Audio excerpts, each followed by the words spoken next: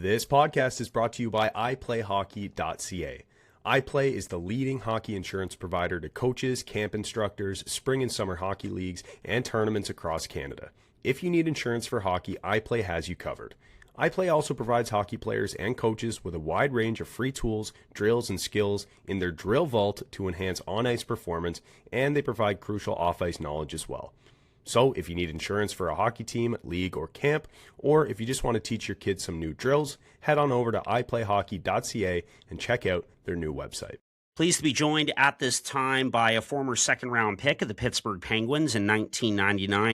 62 NHL games, including a brief stint with the Phoenix Coyotes, a lot of time overseas as well, had a great career there, and the co-host of Chicklets Game Notes with Colby Armstrong. Pleased to be joined at this time by the man we refer to as Murls, Matt Murley. How you doing, Murls? Thanks for doing this, man. I'm doing great. Thanks for having me. Forget about the second round. That was a long time ago, back in 99. But you know what? I mean, looking back, like just you gotta be proud of just being an NHL draft pick. A lot of people aren't able to say that, but you are. Yeah. Obviously, hoped it went a little better than it did in the NHL. But yeah, when you're a kid growing up, you dream about playing junior hockey, then you dream about playing college, and then all of a sudden maybe you can get a college scholarship, and then you get there, and then it's like, of course, get to the NHL. You got to get drafted first, and it's crazy to think about. But when you're young, you would have given anything for that.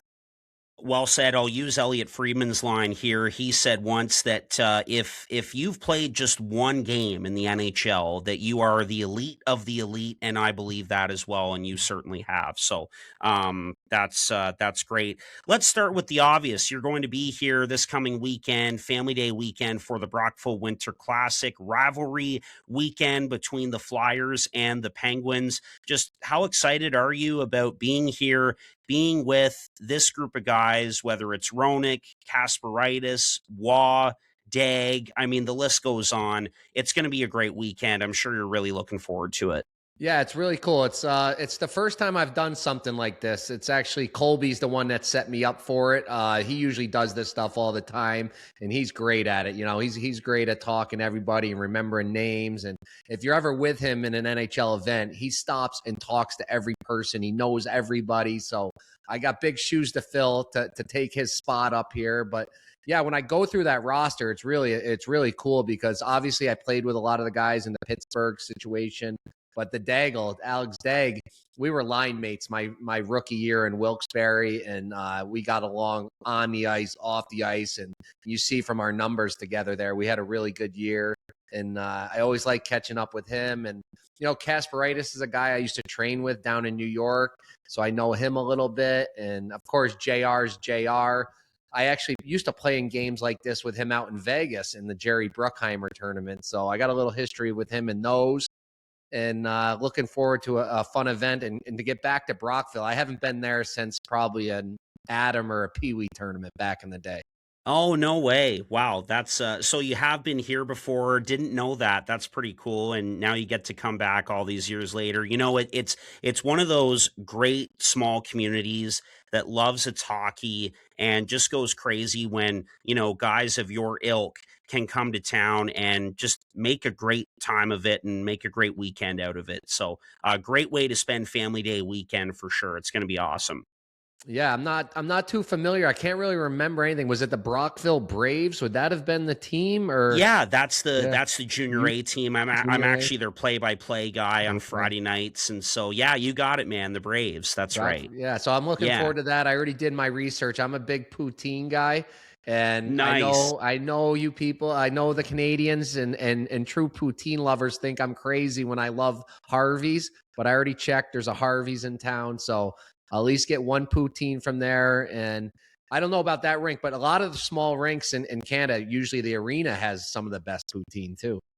Yes, for sure. And not sure if you've seen any photos or are familiar with it at all, but you'll have an opportunity to play some outdoor puck at Rotary Park. It's a terrific facility. And I'm sure you were like any other kid growing up playing on ponds, playing outdoors. Yeah, 100%. The street I grew up on, we had a pond there. All the kids would skate on, and then of course, my dad was one of the crazy hockey dads. He built the rink in the backyard, but back in those days, it was old school, just the snow and water. So he would flatten the snow. He'd build up the boards with just snow banks, and he'd go out there in the middle of the night, freeze a layer, then freeze another layer. These parents now have it too easy. Yes, yes, for sure. You mentioned Dag there a minute ago. You go way back with him, and there's a great story about him in Atlantic City. Would you mind sharing a bit about that one? Yeah, I was trying to forget about that one, but yeah, it was our rookie year. We were on the bus down to Philly because in Wilkes-Barre you couldn't get a lot of flights out of there. So most of the time we would drive to Philly and fly out, and we were going to Grand Rapids. So we went in the night before, and on the way down, Daggle's like, "Oh, this casino, Atlantic City, sent me a limo. They're going to pick me up, and we're going to go down there. I'm going to have dinner. Do you want to go?" And I'm like, "Oh yeah, I mean, I could go for that. Play a few hands of blackjack, get a free steak dinner. We'll get back by 9 o'clock, 10 o'clock. Not a big deal." No, no, no. The Daggle goes on a run. He goes on a blackjack run like I've never seen in my life. And next thing you know, we're trying to figure out how we're going to get all the cash on the airplane because we were thinking it's an international flight where you can only fly with $10,000. Yeah. So we're like, oh my God, how are we going to figure all this out? And I don't know what time it was, but we end up leaving. We finally leave and we fall asleep in the limo on the way home. I wake up at 6 in the morning in the limo and this guy's just doing circles. He can't find our hotel. I'm like, there it is. It's over there. And we see it over there. And that's where the bus was. By this time, the bus had already pulled up to start loading the guys to the airport. So we went in, we got dropped off at a different hotel. We ran in the back door up the fire escape way. And we grabbed our bags. We got on the bus, got on the plane. We slept the whole way to Grand Rapids and all was forgotten. It was a great time, a great story, a great memory. Oh my gosh, is it ever? And do you remember that game in Grand Rapids? Like, how did it go? Yeah, we lost that game. I remember my legs felt heavy. So I still look back on that one like probably wasn't the play, but I was a young, dumb rookie. And I really thought we would get home at a decent time. Like, oh, I was just going to be down and back, quick dinner. Yeah, I learned a good lesson that night. Well, for sure. We all have to learn that lesson. That's absolutely true. BetterHelp is the paid partner of this video. The new year is a blank space for you to write a new story. BetterHelp makes it more convenient to get you started. BetterHelp is fully online, making therapy more comfortable and convenient. They carefully make sure therapists on the platform are well qualified and their customer support team is there to help you if you have any questions. With over 7,000 reviews and a 4.5 rating on Trustpilot, BetterHelp is a platform you can trust. Your next chapter starts today. Get 10% off your first month of BetterHelp online therapy at betterhelp.com/boysinthebooth in paid partnership with BetterHelp. You know, Murls, just talk about this Pens and Flyers rivalry. Obviously, the Battle of Pennsylvania, some great games over the years, some great battles between these two franchises, and the fact that it gets to be, brought to Brockville for the Family Day weekend, I think is incredible. So just what sticks out to you the most about this great rivalry in the Metro Division? Yeah, in my small amount of time in the NHL, I did have a couple memorable games with the Flyers. First one was Sidney Crosby's first game there. I think it was Darian Hatcher elbowed him. He lost a tooth, or high stuck him, lost a tooth. And then Sidney ended up scoring the game-winning goal in overtime. After all that, it was a big controversy because he was yelling at the refs. He was only 18. It was, I think, his second game maybe. And that was really special. And then on the other side of it was one of my last games in the NHL. We were down 3-0, and we were getting stormed in our zone. I'm on the fourth line, basically just PKing, but we did get a couple shifts, and they were all over us, maybe 3 or 4 shots. We finally get a whistle, and Michel Therrien had just become our head coach, and I had played for him for 2 years, so I knew exactly how he worked. And he left us out there. And after he got dominated that much and we're down 3-0, there's only one thing he wants. He wants somebody to fight and turn this game. Yeah. So I look around, and it's funny is that Andre Waugh, who will be there this weekend, he was out there, but he had just come back from surgery. So he had a half shield on. so he wasn't fighting. Scuderi and Orpik were the D. And I'm like, those guys never fight. And then Shane Endicott was the center, and he never fought. I'm like, well, I guess it's up to me. I'm trying to stay in Pittsburgh. I know what Terrian wants. I can go fight somebody. So again, I scour the Flyers side. One was RJ Umberger. I asked that guy to fight every single game in the AHL. He said no every time. So I said, all right, he's out. I can't remember the other guy. I moved up to the D. Freddie Meyer was up there, and I had known Freddie Meyer my whole life. I should have just went and got him. There was another D, maybe Kimmo Timonen, who I knew didn't fight. Oh, yeah. And then next to me was Ben Eager. And now Ben Eager I'd played against 100 times in the minors. I knew he would fight. I knew he was tougher than me. I knew he was bigger than me, but I knew he was dumb enough to fight me in a 3-0 lead. And I said, all right, I'm going to fight Ben Eager. He's going to beat me up. Black eye, bloody nose. Who cares? Terry knows I fought for the team. Maybe it flips the game. We dropped the gloves before even the puck drops. I slash him like, let's go. He's like, yep, let's go. He beats the crap out of me. Oh. But what happened was I was holding on to him so hard with my one hand is that when I slipped and fell, my shoulder popped out. So I ended up having to get surgery on my shoulder like a month later. So that was kind of the end of my run in the NHL. So it's great memories on the first side with Sidney's first game, a game-winning goal. Not so good when I think about it that it probably had a part in ending my NHL. That's totally fair. Do you remember, like, did Terrian say anything to you after the fact? Like some well wishes, good job, thanks, anything like that? No, it's funny though, is that they did come back and win the game 4-3. Yeah. But then when Terrian came in, he's like, what was that? Why go like this? What were you doing? Because at the start of the fight, I was kind of like trying not to show him which like hand I was going to go or like I didn't really know what to do. I wasn't like, I knew this guy was going to kill me. And he kind of like chirped me. So yeah, Terrian was not easy. He wasn't going to, I don't think he ever told anybody good job on anything. It didn't matter. That just wasn't the way he was. That's a good point. Hard guy to please. Eh? Yes. Yeah. But I always had a good relationship. He liked the way I played. It was just, it was a fluke mistake that I fell the way I did and was holding on. And it's stupid to fight sometimes. It's part of the game. I had to explain that to people. I had to explain that to my grandfather after. Why are you fighting? Now you're hurt. I'm like, I wouldn't have gotten here if I didn't fight my junior career and my minor league career. It's part of the game. Exactly. What do you make of the Penguins this year? Obviously, Crosby is still Crosby.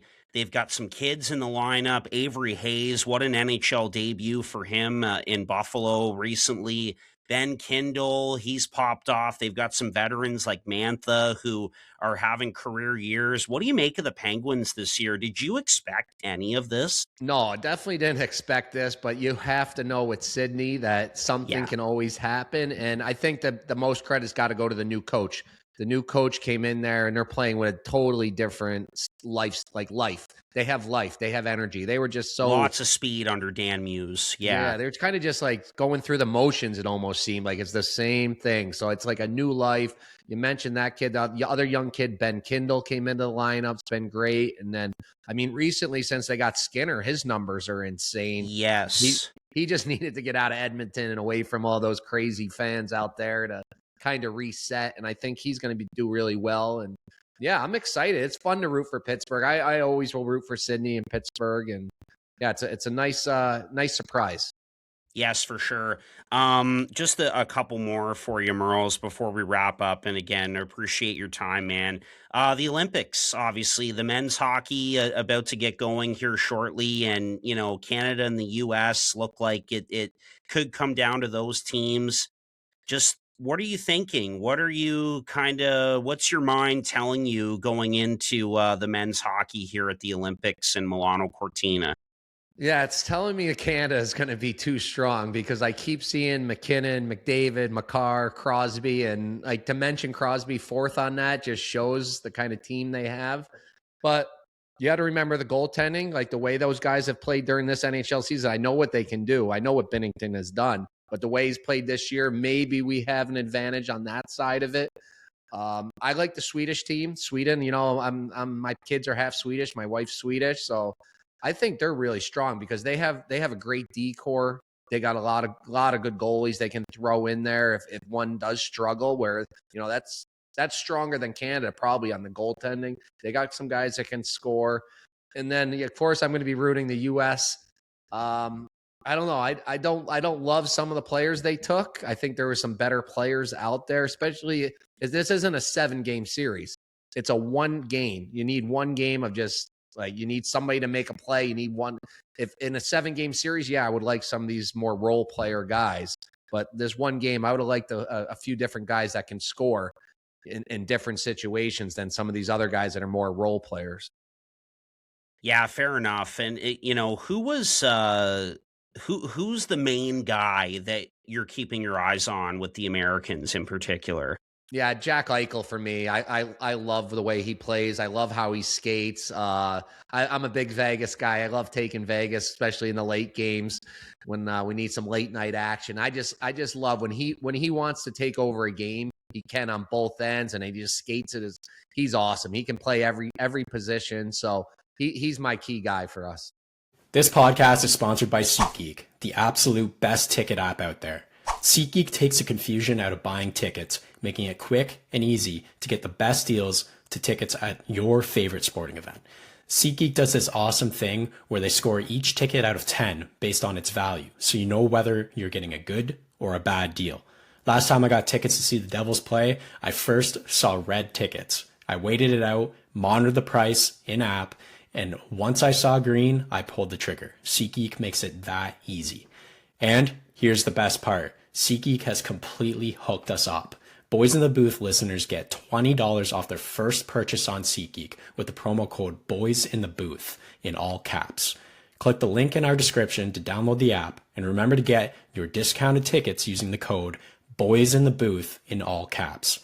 Get great seats for a fraction of the cost with SeatGeek. This is obviously our show, the Boys in the Booth podcast. But tell us about Chiclet's game notes, man, with Colby.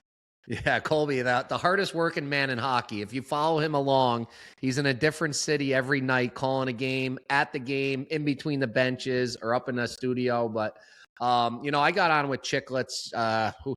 Years are flying by now, to kind of do all their gambling content for them, and just come on and talk about that, and we make bets and we make content and that for our gambling sponsors. So that was kind of my role, and just to fill in on interviews and stuff like that when certain guys couldn't make it. And as that kept progressing, I wanted to start a gambling show.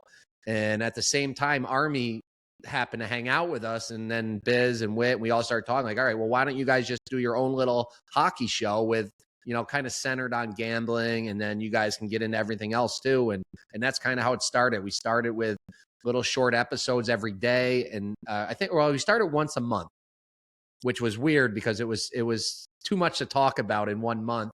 So that playoffs, we did every day of the playoffs. We said, we're going to do something nobody else is doing. At the time, nobody was doing every day. So we did every day of the playoffs, game notes daily, and we incorporated our chat, which was really like something new back then. And it kind of just built our fan base up. And after that, we said, all right, we got to do once a week. And we've done it once a week. And we try to cover way more than the NHL. Like we try to almost like the NHL is kind of the back half of it. We want to talk about the juniors and the college and maybe some Europe and some youth hockey. And then of course, got to talk the NHL in a hockey show, but we try to do the leagues other people aren't talking about as well. Yeah, for sure. And what'd you think of the result of the Bean Pot? Yeah, I knew that was coming. I got some insiders on the Boston College team, some parents of some players, and they have a great group of kids that they're juniors, and they had beaten BU 6. They've been 6-2 against BU. The only 2 losses were in Bean Pots. So you knew they were going to be ready to go last night to make sure they got their Bean Pot before they probably take off to go to the NHL next year. Yes, for sure. James Hagen's named MVP of the Bean Pot, and he's great result there. Good. He really has. Letourneau too, finally coming along for Boston as well. Oh yeah. They got some serious players. So does BU though too. But the coach Pandolfo of BU is just saying, he's like, I can't get them all to play good at the same time. And yeah, it's a down year for them. And it's happening all over college hockey because of these new rules where your junior guys can come now. Totally. So you're not getting the culture that maybe you're used to. You're getting 15, 20 new guys each year, and they're all transferring around. So it's been tough on some teams like them. My friend up in Maine, Ben Barr, he had a bunch of new players, and he's telling me it's hard to develop that culture so quickly when you get new guys all. Yes, for sure. That's really well said. And anything else that we should know about you, Murls, that Brockville should know about you before you come to town here this weekend? No, I told you. I told you I'm coming for the hockey. I'm coming to meet some people, but the poutine, the Canadians, so maybe some all dressed chips. I'll bring back stuff like that. Caramel bars. I'll be sneaking back through the border. There you go. Try the buffalo chicken poutine at Harvey's. It's a good one. All right. Yeah. It's on the list then. All right, perfect. BrockvilleWinterClassic.ca. It's this weekend, February 12th to 16th. Murls, Matt Murley will be here for it, and looking forward to having you, Murls. Thanks so much for your time today, man. No problem. Anytime. And I'll see you this weekend.